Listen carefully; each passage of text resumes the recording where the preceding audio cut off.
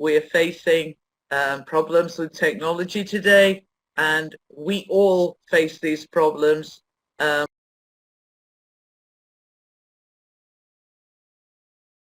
We are facing problems with technology today, and we all face these problems. We are facing problems with technology today, and we all face these problems when we teach online. So deep breaths, in through the nose, out through the mouth, for me and for you. And I will help you through the slides, even though some of the slides are not as they were originally, but still we'll get through, hopefully. Okay, so we're looking today at feedback, and I'm going to start with 5 quotations about feedback from our learners to us, or from teachers to us trainers. The first quotation is, "There is no failure, only feedback."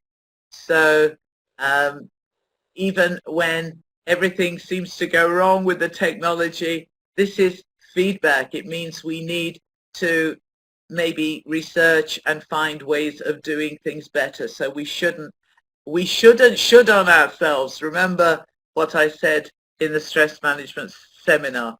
We should just say, okay, this is feedback. I've learned something. What can I do about it? The second quotation is, if what you're doing isn't working, try something else. So don't keep trying to do the same thing, pressing the same button, or asking the same question again and again and again. Try something different. If your students are not responding in class, try something different. The third quotation is, if you always do what you've always done, you'll always get what you've always got. You won't be able to get anything different, anything new. So sometimes it's worth taking the risk and trying something new. The fourth quotation is, there are no difficult students, just students who don't want to do it your way. So if we think human beings, even young human beings, are all different, and they all react and learn in different ways. So if somebody is being a bit difficult, maybe that means they can't learn the way that you are teaching. And the final quotation is, seek first to understand and then to be understood. So those are 5 little beliefs that help me through life, and I hope they will help you through your teaching career too. Okay, I'm going to do a little activity with you now. I want you to think about yourself as a teacher, but also imagine that you are a car. So I am a teacher, but I'm a car. And I want you to think, as a teacher, what kind of car are you for your students? Are you, for example, an ambulance for some of your students? Or are you a police car for some of your students? Are you a big truck or a winch? Or are you perhaps a fantastic little colorful red sports car? Hey. Or are you an ambulance or a little family car? So just have a little think. And now I'm going to ask you some questions about yourself as a car teacher. And if you want, you can write the answers in the chat box. if you want, you can answer them just in your head. All right, it's up to you. So I'm going to read the questions for you, and I want you to think about what the questions mean for you. When you say I'm a police car, does that mean as a teacher you are, very strong on discipline? If you're an ambulance, does this mean you're always saving your students' lives? You're always running around trying to help them get better. So when I read a question, think about what does it mean for you, and then you can answer it as a car. So I can see some people are police cars, some are sports cars, some are ambulances. Okay, and winches as well. Lovely. Thank you very much. Let's have a look at some of the questions. So the first one is, what color are you? That's the first question. What color are you?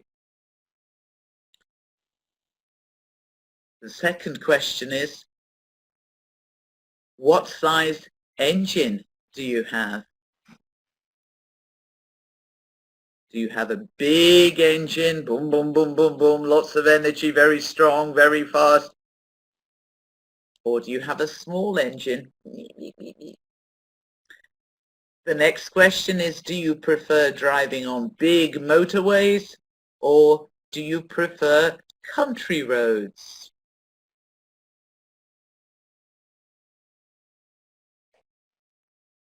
And the next question is, are you insured? Do you have insurance?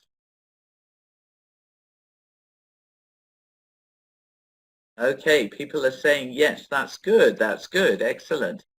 And the next question is, are you a member of the Automobile Association? In England, it's called the AA. In Turkey, I think this is the Şoförler Derneği. So these are the people who come to pull your car if it stops somewhere on a little road, if you need help. Is there someone who can help you when you're in trouble? Okay, so some of you are saying, I'm not sure. Some of you are saying, yes, I think so. All right. Okay. Not sure. A lot of you are not sure if you have someone that can come and help you if you need help. That's something to remember. Okay. The next question is, are you nervous of overtaking? So if somebody is going quite slowly in front of you, are you nervous about solamaking that person, or are you okay with that? Some people love overtaking, especially here in Istanbul, and other people not so much. Oh, a lot of no's, a few yeses. Okay. The next question is, what kind of driver do you prefer? People are thinking, I can see, what kind of driver? Do you like a careful driver or a very excited driver? Experienced, careful, calm? Okay. And the next question, how many drivers have you had? Have you had a lot of drivers or only a few? Only one, says Dennis. Two? Okay. So how many people drive your car? 1, 2, 5 or 6? Oh, lots. Okay. And somebody said only me. Okay, next question. Do you have a repair manual? Again, if your wheel blows or a part of your car, something happens to it, do you have a manual that will tell you how to repair the different parts? If you get stuck on a country road or on a motorway and one of your tires has blown up, do you have a repair manual? And do you use it is the other question. Some people are saying no, 1 or 2 people are saying sometimes, and some people are saying yes. Okie doke. Now, the next question is, do you have a lot of chrome, a lot of flashy, silvery, shiny bits all over your car? Are you very flashy? Or are you just a plain car, just the paint? Or do you have flashy wheels and stars and hangy things all over the place? Like platinum, yes. Plain, so one or two chrome, but a lot of plain, okay. Nice. I can change it. You can change it, yes. Okay, and number 17, which piece of your equipment is in excellent condition? I'm looking forward to sharing your answers here. Which part of your equipment is in excellent condition? Brakes, engine, nice. Wheels, brakes, engine, wheels, nice. Okay. And the last question, which piece of your equipment is in need of urgent repair? Urgent repair. None? Excellent. Tires, all right. Mirrors, okay. Nothing? Oh, lovely. Nice. Those of you who are on holiday now have probably had a very good service, so you're okay. Okay, so if you have an opportunity in the future, perhaps with other teachers in your school, you could sit down and you could talk about what does this mean? What is a repair manual? Is it the curriculum? Is it the yearly plan? Is it your insurance? Is it your hizmet eğitim seminerleri? What does it mean? What does overtaking mean? Does it mean getting to a higher position over your friends? What does it mean? So there is a lot of thinking and discussing there that you can do perhaps with your colleagues when you go back to school. Those questions can give us a few interesting answers, looking at ourselves as teachers, but also as vehicles, as cars, and thinking, what do I need to repair? What is in good condition? And just a metaphoric look at ourselves. Okay, we can close the chat box now. Thank you very much for joining in there. That was lovely. And I'm going to go on now to the next slide.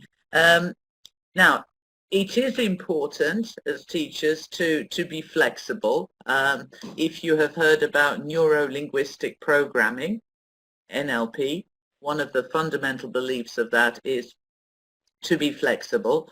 So as teachers, we need to know what outcome we want from our learners. We should then plan to do something about it. We should notice the response. And if the response is not what we want, we have to respond again. We have to change what we do, and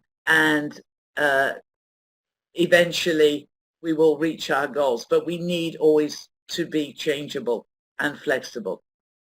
So feedback is not something we have to wait until the end of a year or the end of a lesson or the end of a semester to get. We can get feedback right from the very beginning. So if in September, either you will meet your students again face to face or you will meet them online, we still don't know yet, but right from the very beginning, you can start getting feedback even before you start. Why, you might say, and how? Well, we're going to look at why first, and then we're going to look at how. First of all, at the very beginning, it's important to share goals, our goals with our students and their goals, if they know what the goals are. It's useful to get students thinking, you know, what do I want to do with my English? What do I want to learn this year? What would I like to be able to do? And just see what you can get from them. Share ideas. Find and think about the best way that we can help them and they can help themselves achieve these goals. And find other people, maybe students can have a buddy, a friend who can help them with their goals. Maybe they can work together. They can Skype each other, they can phone each other, they can support each other, maybe 2 people, maybe 3 people, and they will feel supported and they will feel a little bit more motivated.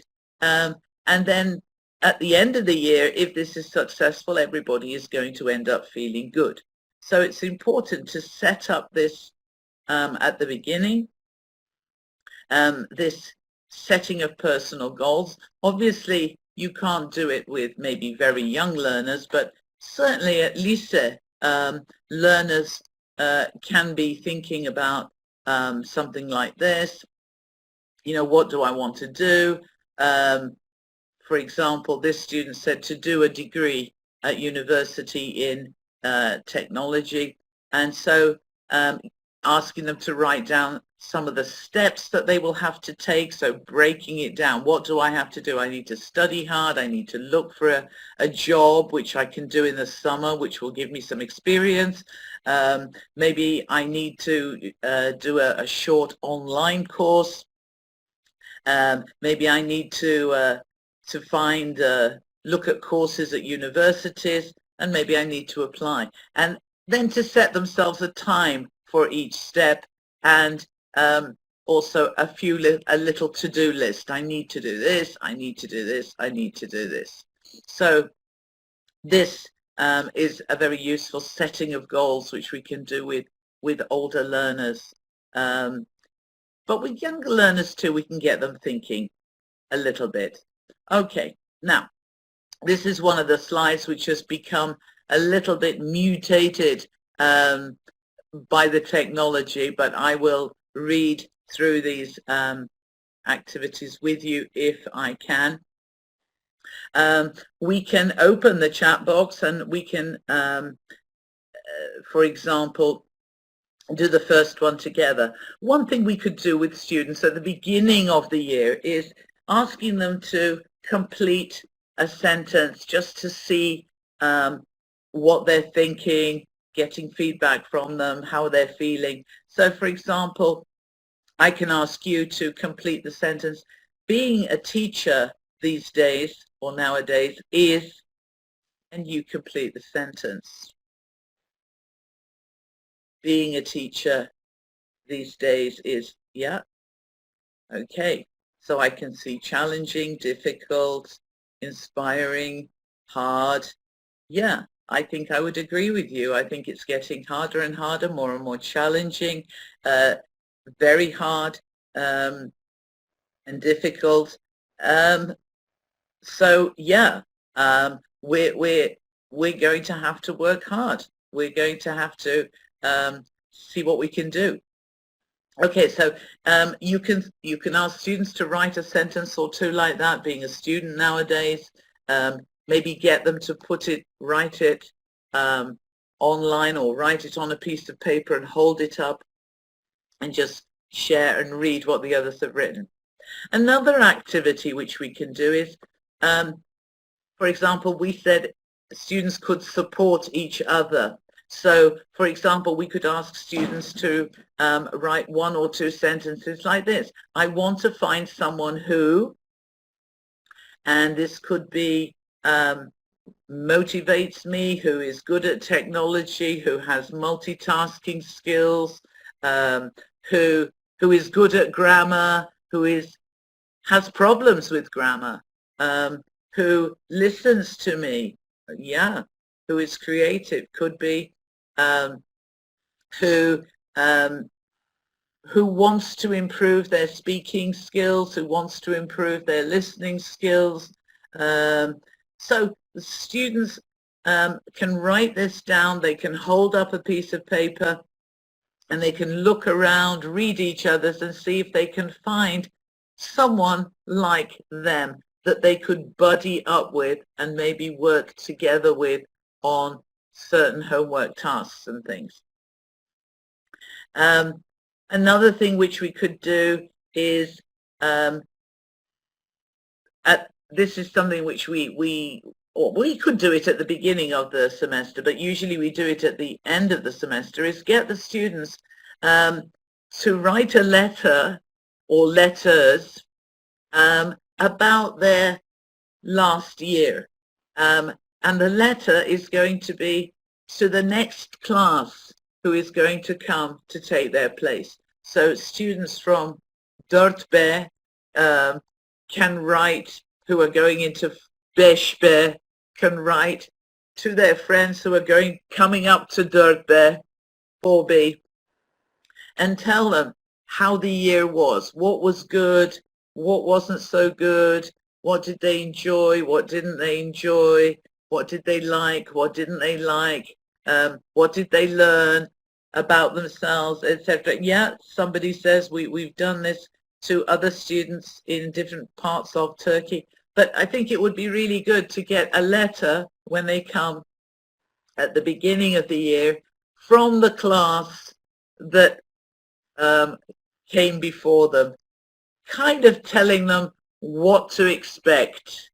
So it can be one letter from one class to another class to the new class, or it could be individual letters and then from one student to another student in the next class coming up.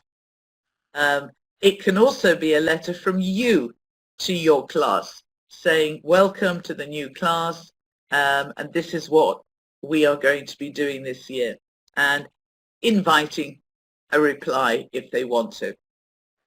Another thing that might be nice is you could give them a menu like we do in a cafe or in a restaurant, give them a menu of activities, specific activities that you use a lot. It could be true-false questions, could be dictation, it could be games, it could be YouTube videos. You could have all kinds of things on your menu and they can choose which things that they like and that they would like you to serve them over the upcoming semester and year. So a menu or a questionnaire. Maybe some of you already do this. Ask them about their learning style. Ask them how they like learning. Do they like moving? Do they like listening? Do they like watching YouTube? Do they like using technology to help them learn? Give them a questionnaire and see what they tell you. And finally, you could give them a ranking activity. So choose which kinds of activities are your most favorite to your least favorite. So you are asking them about methodology. You're saying, here's the methodology menu. Which ones do you like the most? Which ones do you like the least? Different classes may be different, different students may be different. So you can offer them these kinds of activities to find out what they like. Okay, so yeah, these are some of the things that they like: authentic materials, cartoons, menus, and so on. So yeah, I'm glad to see that some of you say this is already something that you're doing. That's really nice, because remember, I think we mentioned in one of the webinars that students like to have some kind of control. They feel they are more well-behaved if they feel that they have some kind of control in what they are going to learn and how they are going to learn it. So that's a nice activity to do.